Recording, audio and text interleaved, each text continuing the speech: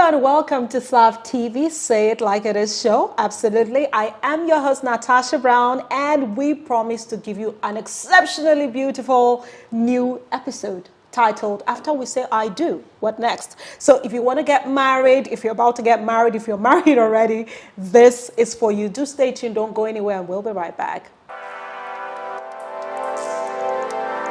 So welcome to Say It Like It Is show, and on today's topic, after you say I do, what next? Talking about this amazing topic today, I have with me here, I'll start from my left, the amazing, she's so pretty.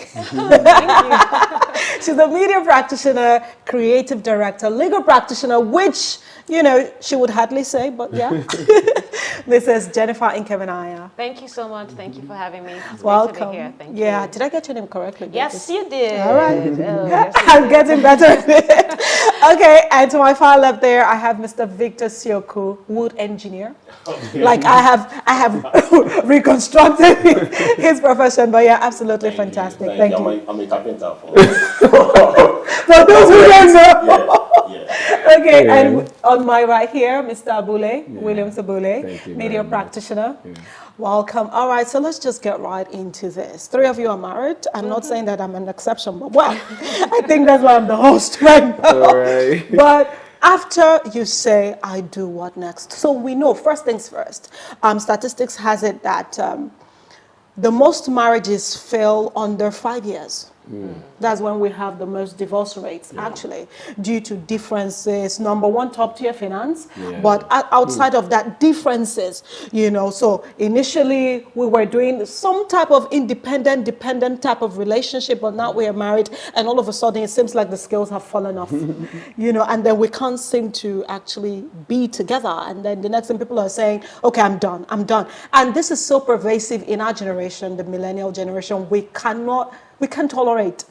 If you're not doing what I thought you should have done or what I saw you doing while we were dating or in a relationship, I'm sorry, I'm gone. You know, so all of that. So let's start with the very first question of the day. What really informs those challenges? Like, how was I dating someone and all of a sudden now we are married and it's looking like, okay, who are you again?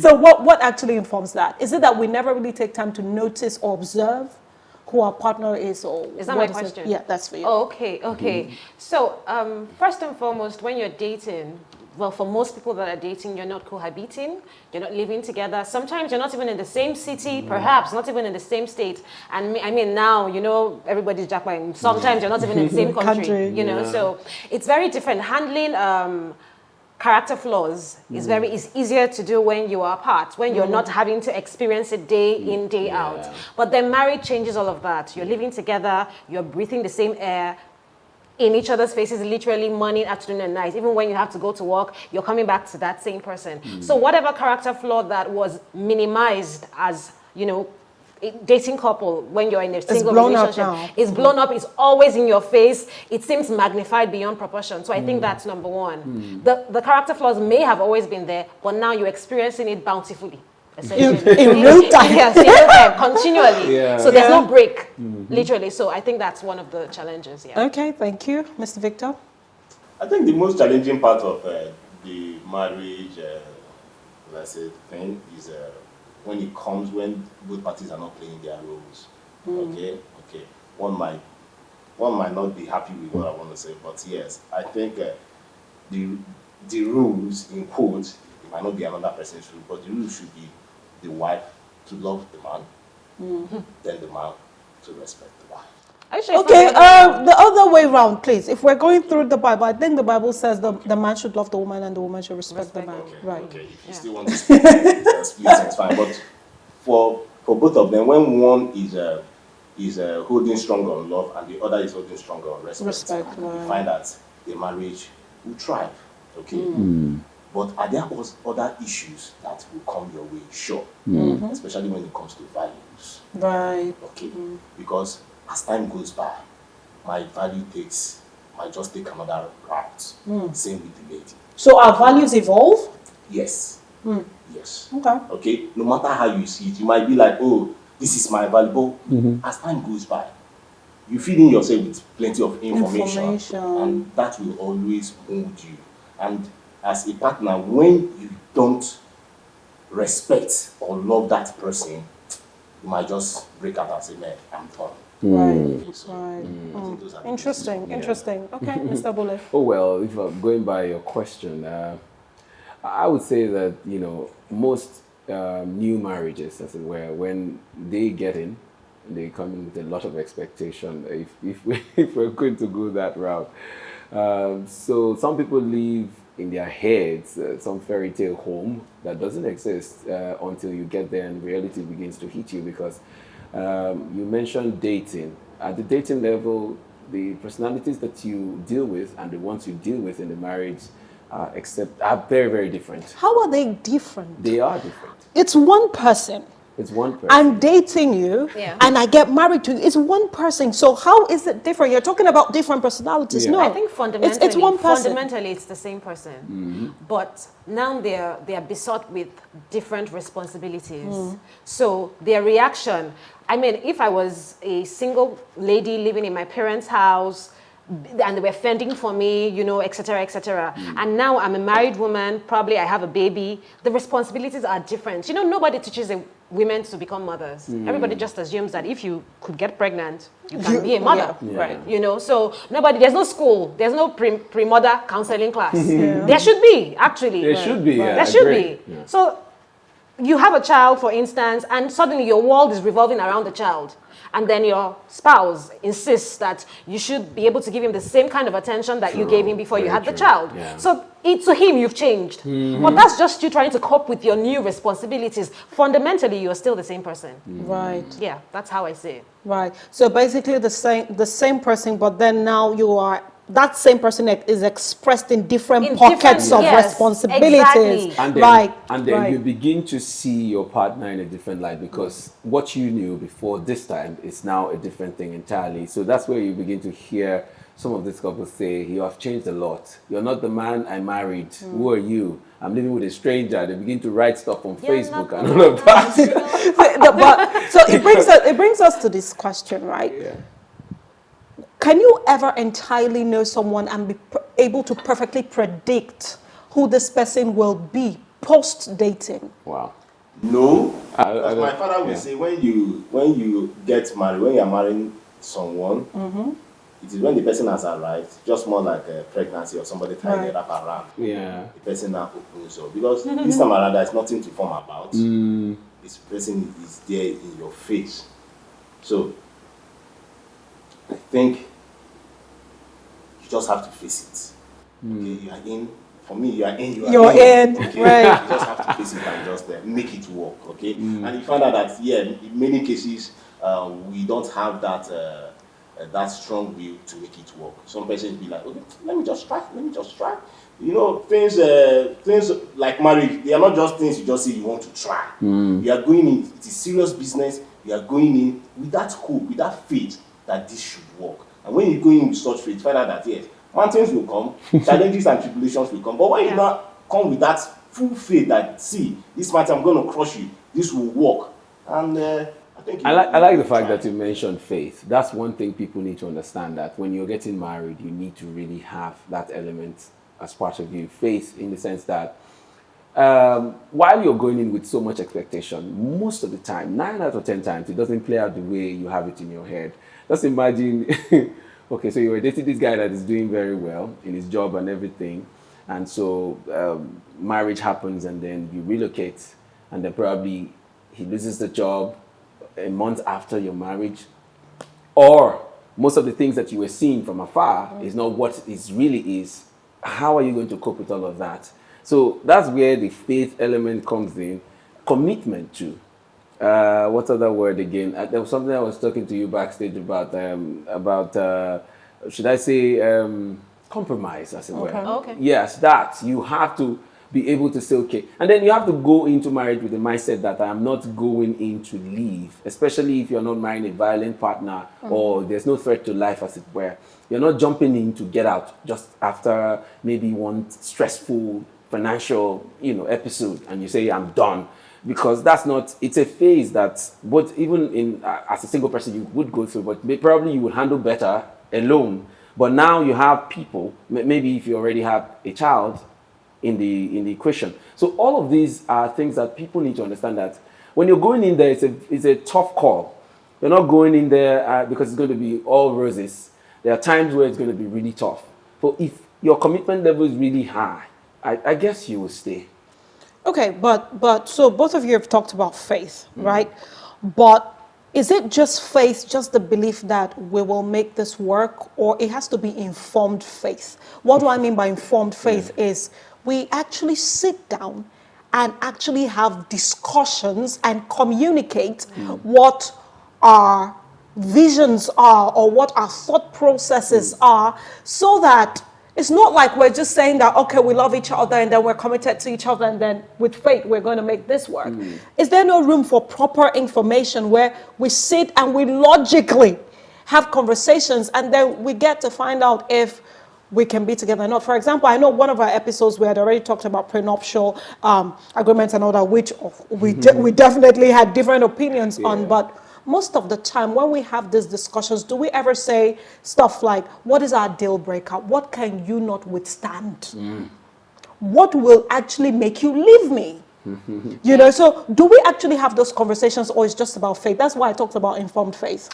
Okay, for me, I think we had a lot of conversations. I dated my husband for 4 years before we got married, and it was filled with conversations. Right. You know, and it was sort of a long distance relationship, so that was really all we had, conversations. Lots and lots and lots of conversations. Is our life panning out exactly how our conversations happen? No. Probably not, yeah. Yeah, probably not, you know, but is there anything that he has exhibited or I have exhibited that has been so surprising or out of unexpected? Not really, because we did talk a lot, and that's an issue I have with modern day relationships. I feel like they do very little talking and very much of the other stuff that they do. You know, essentially, it's like people are getting married and they literally know nothing about each other. Right, So when you're surprised to literally know that, okay, did you notice these things were happening? Yes, I did, but you know, I thought it's marriage. You know, marriage is the one opportunity we get to choose our family. True. You know, you're born into a family, you don't choose it, you don't have a choice. Yeah. But your wife, your husband, you get to choose. Shouldn't you dedicate time. effort, resources to make sure you're getting into this thing with the right person to the best of your ability, of course. Like I said, people evolve. Yeah. I don't think it's changing. I think they evolve, they mature, they, Things happen. they tweak. You know, Status changes. Status changes. True. Goals change. I'm a legal practitioner. You know, I was practicing law when I got married. So my husband could have said, "Oh, I married a lawyer. I want you to stay a lawyer." You know, so that's another thing. Who are you getting married to? Is he or she flexible? Are they willing to accept that life will happen? Yeah. You know, my husband has told me that I've changed, so I'm not even going to. But have I? I look at old pictures of myself in the university. Back in school, I was doing hairstyles like here will be brown, here will be black. As a first year, second year student, so have I really changed? I don't think so. I think I evolved. Yeah. I matured. I'm not a starry-eyed 18-year-old girl anymore. True. I'm old. Okay, right. So we've talked about that, you know, being informed, asking questions and communicating. But I'd also like to ask, do we ever think that there's such a thing as background influence on your partner? I would explain. So for example, your partner is almost perfect. Hopefully. Almost perfect, everything that you want. Okay. But your partner is coming on the back of a family where the husband, his dad beats the mom. His dad talks, the dad is verbally abusive to the mom, talks down on you and all of that. So maybe in spots of time, pockets of times, he will take you to the family house and maybe you just see a sneak peek of this and that happening, you know, but the person you're dating is not like that. He's not verbally abusive to you and all of that. But still, we understand, even factually, that your DNA is your DNA. And most of the time, the background you come from actually has a lot of influence on you. So should we actually ignore those background patterns and say that, oh no, my boyfriend has never been abusive to me, so in spite of the fact that his dad was abusive, it's not going to happen to me? Or should we take a cue from these background checks and, you know, let that inform us a little so that we have certain reservations? So like what are your thoughts on that? backgrounds, they have a very high influence. Yeah. Because I'm a living witness. Right. For instance, for like my dad, okay? My dad is that man when pressure, marital pressure, business pressure, all that hits him, you will never know. You will He stays absorb. You will quiet, just right. absorb them. So no matter if you like insulting from Abaro's to operator, he will not just shake.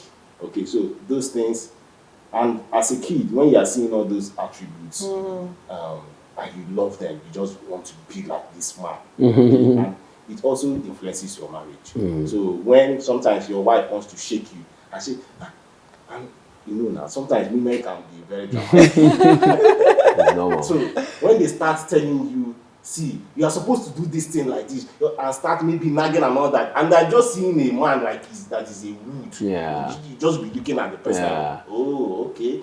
Yes, you mentioned about communication Right. and Conversations. and conversation. See, no matter how you communicate, marriage comes with its dynamics. There will be changes. Just like you said about your profession, changes will occur. So it is now for the other partner to understand, see you, this man is changing like this. This is just life happening to him, okay? But when it now comes down to, you must just be like this. You must just be that man that I met. That man that I met when I was dating. Right, Sure. My dear, right, you're looking right. for trouble. Yeah. Right. Where you don't give room for these, for your For these partner to evolve. evolutions Yes. as well. So you always think that this Right. person should act in a certain way. That's really a challenge. It's true. Yeah. yeah. Okay. Williams, what do you have to say about that? Okay, well, for backgrounds, greatly affects everyone. I came from a polygamous home, and one of the things. So you might marry one or two. Oh well. In fact, there's a relative of mine that's already gone ahead to do that, and so a lot of people are looking at me like, "Are you going to be the next?" Follow, yeah. But then, because of that polygamous setting where I don't enjoy the fact that sometimes you don't relate well with your siblings because you feel, oh, they are the other half, this one is this half. Whether you like it or not, it will always play out that one party is calling or seeing the other party as a half of the other. So those things bother me a lot. So I'm one of those men that said, okay, in my entire life, I will never marry or have a child out of wedlock. I was saying that as part of the things I will, what's the word now? Consciously work at. And then I also said, you see this two-wife thing can never happen.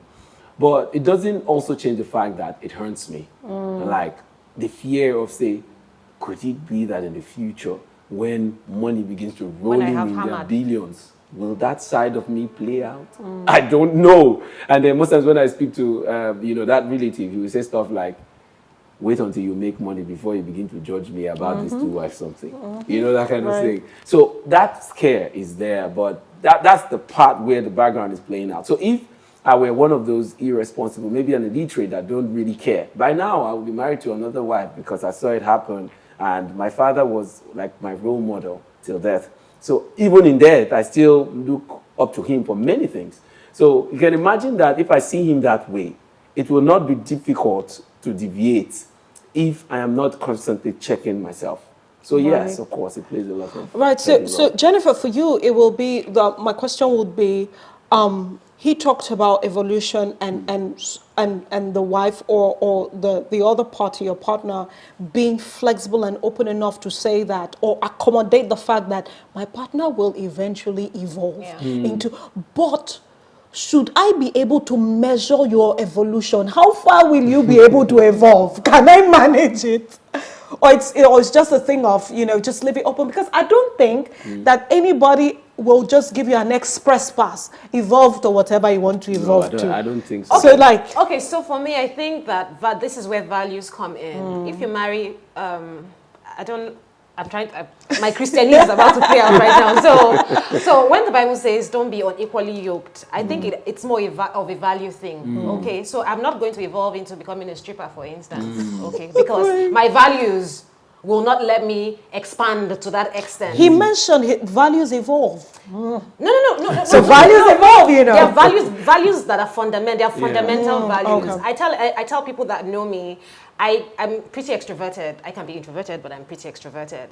But there are certain boundaries I would never cross. Okay, because fundamentally, this is who I am. That's why I say people don't change, they evolve. Yeah. You know, fundamentally, I have a spine. This spine of me it's just like the I'm root not of a tree. deviating. It will never deviate. My fruits may come out orange, purple, blue, white, but the structure will essentially remain the same. So if you're yoked or married to somebody that has that same structure, you people are safe in the knowledge that no matter how many different colors of fruit she bears or he bears, we share a similar structure. We share a similar spine that will always, sometimes I want to do certain stuff and my husband says, remember you're a Christian sister. So it's not even him. When I don't do things, it's not because of my husband is checking me. No.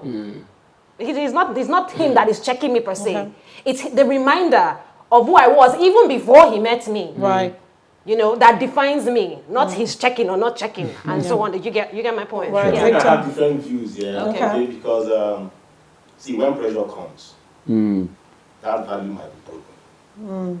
Okay. I'm old. I have high pressure. Like, you know. If I say diamond, no matter, they call it the strongest Stone? compound. Precious stone or some metal, I think. in the world, okay? But when pressure hits diamond, it will still crack. It cracks, yeah. Okay? So I think just don't let that pressure not just Well, go I don't agree with you. So the because spine is crackable. I had I didn't have the easiest of childhood, so I'm not an ajebo in any sense of the word. I do appear as an ajebo, but I'm not an ajebo. Yeah.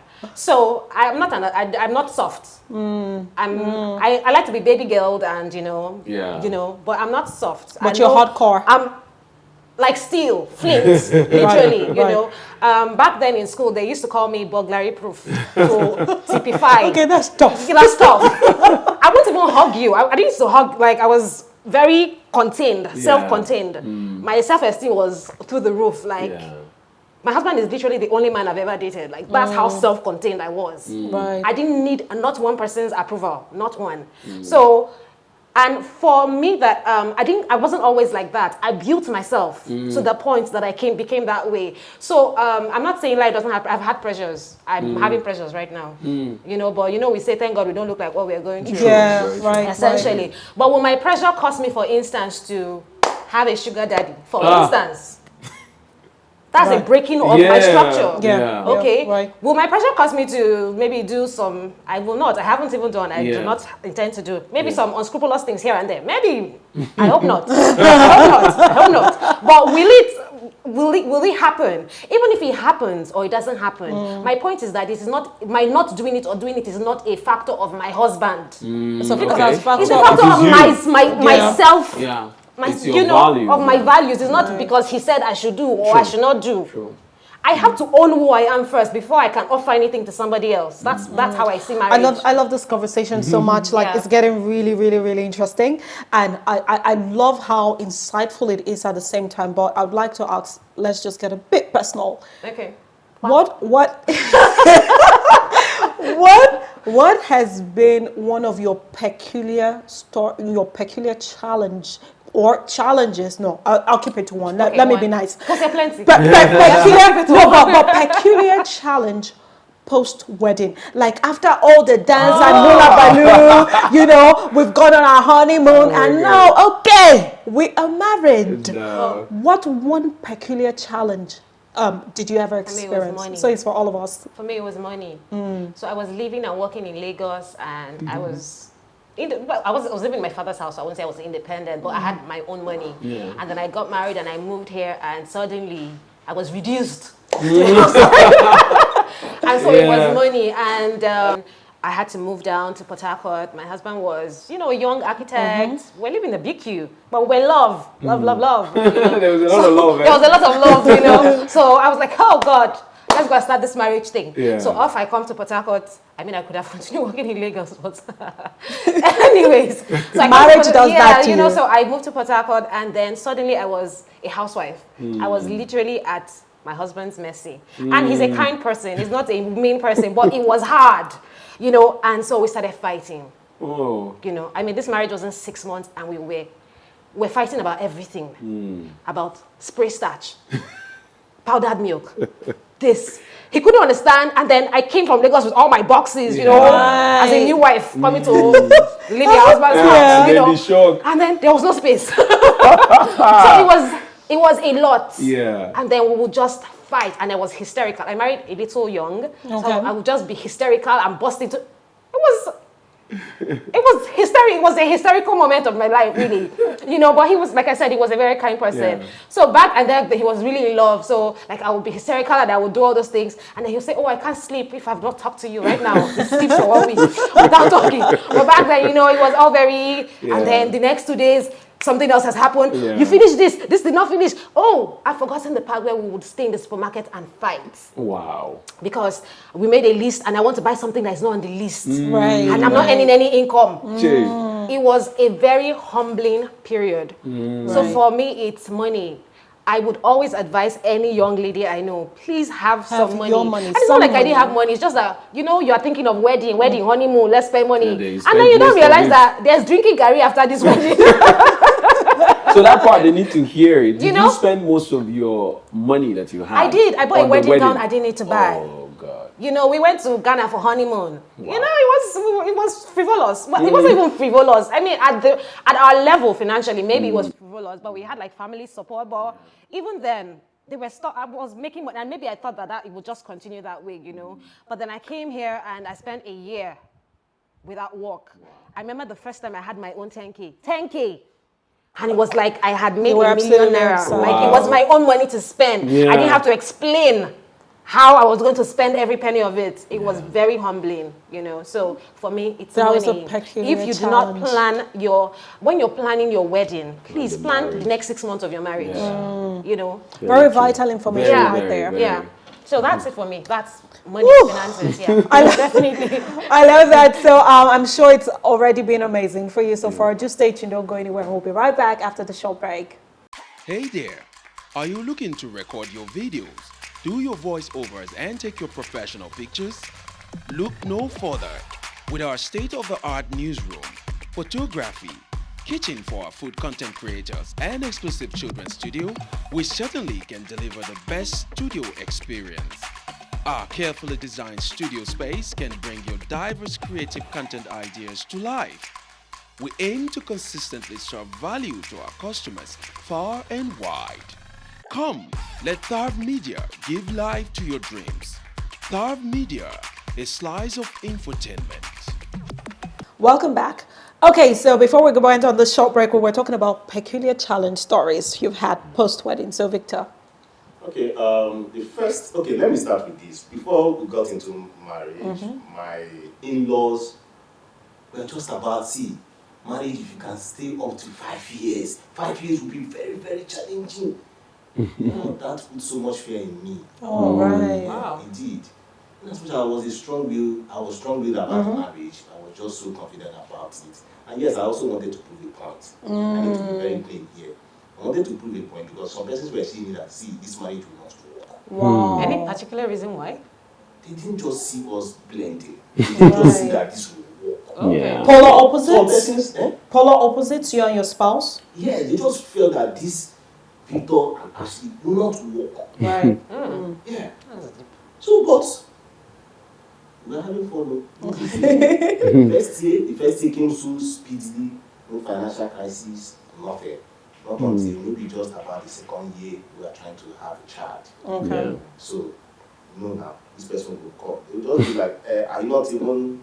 You just be like, these people, are they thinking that we are not having sex? Yeah. Right. Are you getting me? Yeah. So they'll just be chipping small. Subtle questions here and there. To God be the glory, that problem was solved. Then, I think the major challenge started after 5 years. Right. And just like everybody, I don't know whether everybody will say money. Yeah. Money. It's the root of all problems. Unfortunately for me, I spent all my money. There was no savings because I was pushing my dreams. Yeah. No money. The money Yeah. not finished. and we still have, just like you said, plans. You still have goals that you guys set before the marriage. So those goals were not now coming because finance was dropping because we are not happening any longer. Yeah, And more mouths inflation to came. Inflation. Yeah. Nigeria Have their had own mouths to feed. Yeah. More mouths to feed. Yeah. So the challenge came. But we still thank God. We've passed that level and we're back on track. Right. Yeah. Money is such an issue, though. It is. And I don't think it's any different from my story. Even though, like the first year, the first year, it wasn't money per se. It was me trying to understand the wife I had Concept of gotten married to. I say it that way, not because my wife is a bad person. She's a great woman. But then, I think at the dating years didn't give me enough time to try to understand some of the things that she holds in high esteem, those kind of things. And how long was that for? We dated for about 3 years plus. Okay. And so by the time we were married, I was now beginning to concentrate on learning this woman. So it was really tough for me to understand some of her values, and that were very, very, very different from the person that I am. And then like a year on, it now became money. Yes, money, because at that time, let me borrow one from Victor. He said the money had finished. Yes. So at that time, it was more like, it's like this money, you don't finish. And then my wife to begin to realize that, okay, it looks like this guy is struggling. What's going on? So she was also working, but her salary was nothing close to what I make in a week, because I'm a businessman, so I don't work for anybody. So I make money off, what I do. So, but then it was almost like everything was beginning to shut down on me. What's going on? Is it because I got married? I don't know whether it was because the responsibilities became more, or the monies I was earning needed to go higher. I don't know what was happening. The Nigerian economy was economy. A lot was just going on. I realized that it was money, and most of the time we had to quarrel or argue over stuff. It was going to be money related. And when we had a baby coming, it was all money. In fact, till today, most of the arguments we have is money. So I think money was like the main challenge for me. Post-wedding. Yeah. Aside the other things like, trying to understand how this person communicates, how, what is this person's need, or what does this person want, what works for this person. It was really tough for me. I'm an easygoing person, so I can easily compromise to make you feel comfortable. But my wife is not like that. If it's not white, it is not white. Right. If it's not black, she will never accept it. All right, really interesting Yeah. takes there. Money being the root of all issues. I don't know what it is with money, but at the end of the day, I'm happy that three of you have been able to navigate so far, and we're gaining knowledge from this. It means that proper planning also has to be in place. Like you said, 6 months after marriage, and then after that 6 months still, at least let them be some savings, so we don't keep hearing the money has been. So, okay, well, mine was a year after. Right. So you did 6 months, but you still need to do more. All right, so we're going into the next phase of the show, question of the day. So we have 2 questions of the day, actually. So number 1 is, how did you actually navigate the challenge you faced post-wedding? So I'm not even talking about the whole length of the marriage now, but that initial phase of, oh my God, who did I get married to? What is going on? Yeah. So how did both of you navigate it? So that, all of you are still married right now. Yeah. So it means you guys have weathered the storm so far. So how have you been able to do that? I got pregnant. So that calms me down. Interesting. The short answer. Okay, so I was kidding. I did get pregnant, though. I was kidding. So for that, after the initial turbulent 6 months, of course, we started to understand ourselves a little better. I started to understand the quagmire that I had trust myself in. Yeah. And then I think I did get a job. I got a temporary job. So I told you about that 10K issue. So from there, I started earning a little more. So I was able to, on my husband's part, we had bought a car and we were paying for the car. So it was also taking a chunk out of his salary. So it's not like I blame him. I do blame him, but So I started earning money, and then I got pregnant. So when you just get pregnant, it sort of distracts you from your other many problems. Just puts a new vista on things for you. And then we matured essentially. Right. And then finally, I started learning how to build myself up emotionally, so that I wasn't so 100% dependent on him for my happiness. I started learning to show myself up emotionally. When you get married, the way we got married, you're throwing all your love and affection on this person. You know, you're my sauce, you're my everything, I love you too much, you know, and all of that. But at some point you realize that this person has their own individual struggles and challenges, and you cannot keep waiting for them to give you happiness, you know. So I started to introspect. So I started writing a blog. I started doing many things. It just gave me other stuff to pour myself into. And then when you do that, you find that you're either too distracted or too tired to nitpick what somebody else is doing. And of course, when you start earning some money of your own, oh my goodness, the self-respect it brings. Now you can add more on that list. You know, so you don't even need him to go to the supermarket. You go to the supermarket on your own, and then he comes home and sees stuff, and it makes him smile too because you bought the groceries yourself. Oh wow, you know. So money makes marriage sweet. I agree. When it comes from both parties too. When you're not waiting, you know, you throw in here, you throw in there, you know. He likes surprises too. As much as he likes to surprise you, he likes to be surprised too. So having the capacity to do that shot up my self-esteem and also shot up his respect for me. Right. Yeah. Sure. I like the way you said it. Lovely. So lovely. So lovely. Victor? Okay. So aside marriage, for me, we've been married for more than 5 years. So you know that. How long altogether have you been married? Okay, almost six by this month. Okay. That's so lovely. So you know that it will not just be about money. Other things will come up. True. Especially extended family. Right. Okay. So when those bombs, all those What are these bombs? Oh my God. when they hit you, especially from my wife, she'll be like, "You're supposed to do this like this. You're supposed to do this." Yeah. And me, sometimes I'll just start laughing. That's the way You will start laughing. I'm pressure. When we're having would annoy her, right? conversations. It would annoy her. My husband does that sometimes, and it's annoying. I'll be like, "Oh, Yeah. it is time again." So and I start laughing. And when those things happen, I know, But later you go down, you tell her, "Sorry, okay, I'll find a way around it." Sometimes I can find, sometimes You can't find it. Because you're only human. Right. But see, you see, there's one thing about time. Time heals. Yeah. Okay? So sometimes I just let it be. Let it just go. I can't kill myself. Okay? And but so far. And when this time happens, when these things keep, or even those people throwing you those bombs, with time today, find out that, see you, He doesn't react. leave these people. You just leave them alone, and they just have to just allow them to live their life. See, why am I saying this? Because you find out that when parents, especially parents and the elder ones, they still, I'm more like the second to last person in the house. Right. So they see that I need to help this boy. This boy needs help. Right, I need to tell him this, do it like this, do it like Yes, that. yes. But they don't even know that nothing is pinching me. I am fine. Right. It's fine. I am fine. So it happens, but yes, you just allow time to take its course. Then for money, maybe because I'm just too optimistic, I don't see money as an issue. Right. Yes, I might be at a time one might be down. Money will still come.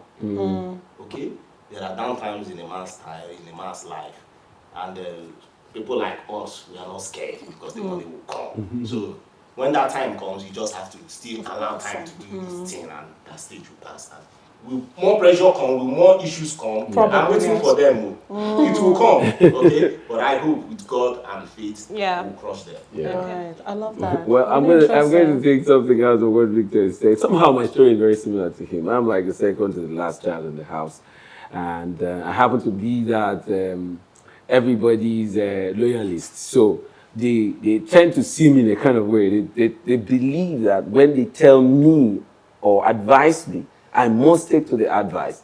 That kind of thing where they believe that over time, since I'm a loyalist, naturally that's my personality. I love to be loyal to my friends and to people that I love. So they want to always shape me to look in a certain way that they think I should be. So, but then they forget that as a man, as I'm growing, I have the idea of the man that I want. So despite the fact that I answer you yes, I doesn't mean that everything that you tell me is what I take in. So I sieve it and take the one that I feel works in line with the values that I'm creating for myself. So in marriage, I think the first major challenge that I faced was trying to understand my wife. Like my values and her family values or whatever values she came with was so different from mine, and I didn't see that in our relationship. So how do you level. people navigate that? So, Or how have you been able Or to? how are you navigating? How are good, you? good, because it's been a tough call, because most of the time I'm trying to, when you're in that position where you think that your value is superior to hers, and so you're thinking that, oh God, I came from a royal family, so everything in my royal family must be very correct. That's why everybody respects us. You're coming from one just family like this. Why are you not acting in this way, the way my sisters are?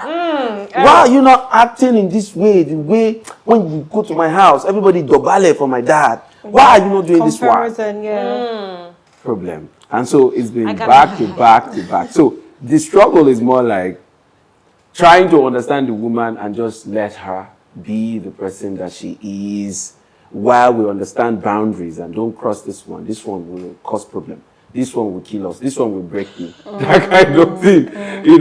Just let her be. So that's the phase. And as for navigation, I'm still learning. I am truly learning. I think and most of the we time, never even stop learning. good. And most of the time, I think compromise actually makes the day, because for me, I've learned how to be patient and compromising. So most of the time, when I see that, as I put it out, there's this backlash, I just withdraw and try to understand, and then of course compromise to let her be. But is there a measurement to compromise?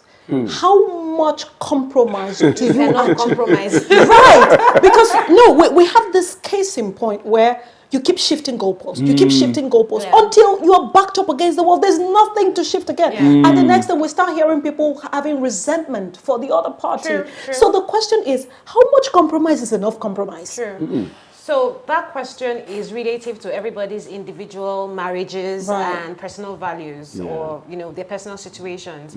So for me, like I was discussing with you guys backstage, before I got married, my husband used to be very poetic and flowery and toast me left, right, and center, and all of those things. But then we got married, and the issues of life, The economy. Of Nigeria.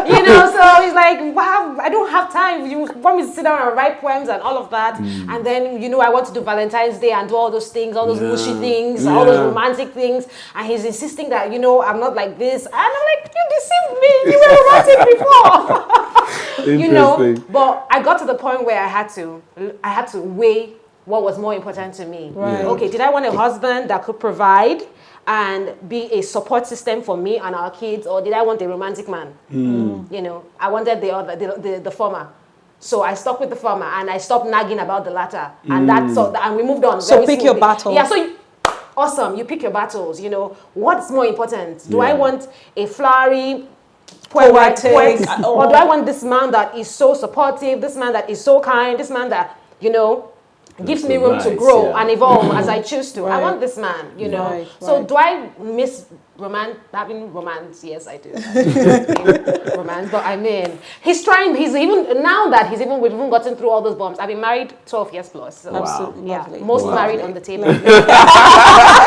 True. Yeah, so we've even evolved past that to the point where he's even coming back to trying to be this, trying to invest more effort, like on Valentine's Day, so like, let go out. I'm like, why do you want to go out? Like, what's so important now? I'm like, what's the big deal about Valentine's Day? But that wasn't me 10 years ago. Then I'm like, Valentine's Day, we must celebrate. Everybody's doing something. So maturity too. I love that. Yeah. I love that maturity too, and even giving things time. Okay, Yeah. so just wrapping this up. What one word of advice, one sentence of advice would you give to newlyweds? Right? And those that are, so right now, some people are in the throes of, oh my God, I said it! And in the next 3 months, in the next 2 months, they're about, maybe even this weekend, someone is about to get hitched, get married, and they're going on a 2-week honeymoon or whatever, and then they get into the marriage proper.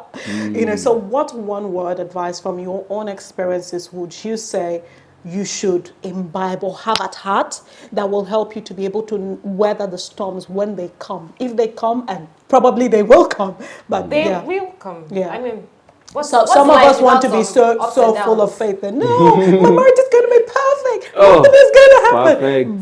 But honestly, what one word of Me advice? first. Yeah. Oh, okay, Then me we'll just first. go around. Oh, my Ladies goodness. first always. Honestly, I don't have one because I have so many. Okay, but let's start from the female perspective because they're men, so they can go from the men's perspective. For me, it's while you are dating, know what your deal breaker is while you're dating. Right. Because I have friends and I have women around me that get married hoping that somebody will change. Nobody changes. When they change because they want to They change, not want because to. you are nagging them to change. Right. True, very So decide what your deal breaker is. If this man slaps me from time to time, can I live with it? Yeah. If I see him slap his sister, do I realize that if he can slap his sister, one day He'll he will probably, slap me? right. Very true. Know what you and while you're dating. Don't be so caught up in the floweriness and the The romance of fuzziness it and all. butterflies. You know, this marriage is long. I tell people marriage is like eternal life. Yeah. It's long. Just goes on and on and on and on. You wake up every morning, you're married. And do you know people don't realize that? I said marriage is like eternal life, literally. You know, so choose who you want. This is a long thing, essentially. So choose, and you get the opportunity to choose. Shouldn't you? It's a responsibility you need to handle properly. If you're a believer, if whatever is your religion, Whatever, yeah. everything you have, throw it at it. Your knowledge, your experience, your faith. Yeah. Hammer it at that thing until you're sure that 80 of the person at least 80 over 100, you can compromise 80 over 100. I wanted a husband that could cook. My Right. fantasy husband was we'll cook together, we'll, you know, all of that. My husband cannot cook. And I knew he couldn't cook, and I decided that I could deal with it. You know, so what's your deal breaker? Right. Know what your deal breaker when you're dating and decide. Don't think you're going to change anybody. They know they change. Thank you so much, Jennifer. Victor. Wow. Okay, for deal breakers, unfortunately, there is nothing on the table. As in, the market woman has nothing on the table. Why am I saying this? Because unfortunately, some persons might not like what I want to say. Unfortunately, we don't even have husbands, or as in what do you call them now?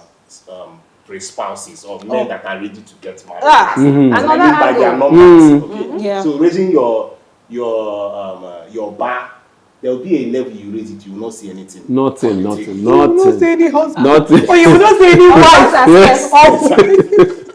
There'll be nothing for you. Yeah, there are many things happening out there. No, I agree with you. I actually wonder about young people right now. Yeah. How are you people finding spouses? It just seems terrible. Very true. I actually agree with you. Yeah. So and also I want them to take note that I think two major things happening in marriages that breaks marriages. One, infidelity. Unfortunately, we do not talk about that. Right. Infidelity. That means we're They all say for- fidelicious. They say for every 20 man, 10 Yeah. out of every 20 man sleeps Cheats. out. Yeah. Okay? So are you ready? That's one side. We can never be ready. So no, That are you question ready? is Some person will be like, see you, now my husband though, as they go out to just don't Come bring back. disease. Hey. Be careful with whatever you do. Yeah. So when you have that in your mind, also have in your mind that money might just go. Yeah, so because infidelity needs to be sponsored. It's not cheap. So from where the estate I'm living, the mini estate I'm living, out of the 13 flats, just the past 9 months, you have 3 marriages that have broken. Wow. Oh my goodness. That's to see. Oh The my statistics goodness. is Wow, mad. that is high. That is really On what high. ground? It's either cheating Or money. money. issues. So then let me ask, cheating from the man's angle. When a man cheats, or when a woman cheats, let me just leave it. Let me take both This sides. time around, though, they say the women. Yeah, Yes. truly. No, no jokes. Yes, I True. actually Both subscribe sides. to that notion because Is men it- cannot think that they are doing Is what it they can do. enough reason to leave the marriage? Sorry, why are you asking this question again? Can you help us with This is totally another episode on its own. But let's just stick to this, please. Let's just stick to this. Okay, But yeah. so I rest my case. So they should just take care of this point. Money Fidelity and and money, okay. infidelity. Your Well, man might cheat, your woman might cheat. Are you willing to stand with that? Also, the part money of goes. money. Does If the love money go? goes, we pray money does not go. when the money goes, with the honey stay. very true. Very deep question. Oh, brilliant. Well, see, I don't know. In saying or in telling young people that are yet to marry what they should, hold on to, I'll say that. How far is your commitment level? Because when I was getting into marriage, one of the things I told myself is that I'm done with single life, and I am ready. I am ready to be now. exclusive, Yes, totally. to be married, and then I told myself that I was going to be 100% committed to it. So how committed are you to the course or to the path How do you to learn your commitment? new How do part? you, like, Now, so how do you How learn? do you even measure your first, commitment level? I believe that it starts with a mental decision, first of all, because I believe that if you have mentally charged yourself to say that no matter what comes my way in this marriage, I'm going to stay on this path and work it out. It starts from there. So that doesn't mean that challenges will not come, but because you have built your mental strength to a level where you say that even, in the past, my wife has asked me this question, that if you have a cheating partner, how do you deal? I've answered that question many times, but I've not answered it to my wife, so that I don't encourage anything that will, lead to. So I always say that it will not lead to breaking of my marriage if my wife cheats, unless it's a pattern. If it's a pattern, yes, it's now a dangerous thing to me and to my child or to my children. But you say, okay, maybe there's a situation where a wife, cheats out of pressure or something. I'm ready to carry on. I don't think a lot of men will say this, but that's to tell you to the level of which I have built my strength in my head to commit to marriage. So and then I'm also thinking that what else could be the thing that would make me feel that I want to leave marriage? I don't want to think of anything. So whatever that thing might be that will come, I'm telling myself that I'm going to surmount it. So young people that are yet to get married, can you really commit your mind to staying in marriage? Because we see a lot of people that are marrying for the gram. They just want people to hear, their classmates to know that they are also married. And a year or two later, they are leaving because they cannot withstand the pressure. So you begin to ask, why did you get in there?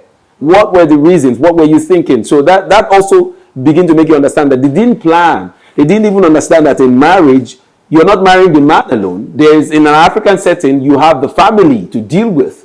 At this time, I see a lot of young people having struggles with their husband's family. The men too, some of them are dealing with the wife's family. So, or when you marry you didn't know that the beautiful girl has like 10 siblings and that she was going to bring 2 into your house right after marriage. So after the wedding, a month or 2 later, they're telling you, Jennifer wants to visit and she's coming with Alicia. They're going to stay 1 month. And then 1 month turns into 6 months.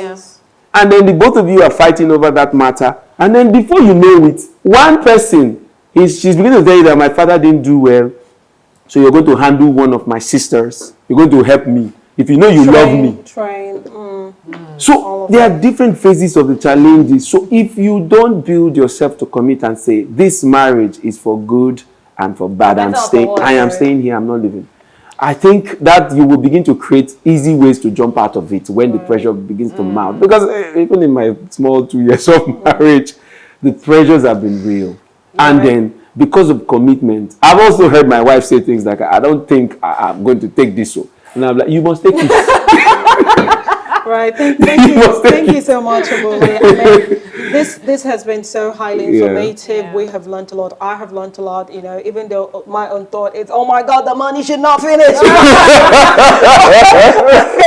So I definitely have learned one or two things, and I hope you have as well. If you're going to be getting married next weekend or next 3 months, or if you just recently said I do,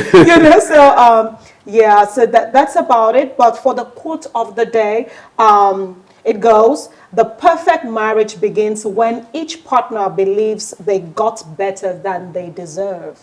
Right? So it's not about you saying, oh, I'm the prize. As long as you, the girl, the lady, the sweetheart, baby girl, you're the prize, he also is the prize. So you want to treat each other equally. So at the end of the day, this is Staff TV. Say it like it is, and we have said it like it is. What say you? Put your comments out there. Let's know what you think, and subscribe, like, share, and I love this so much.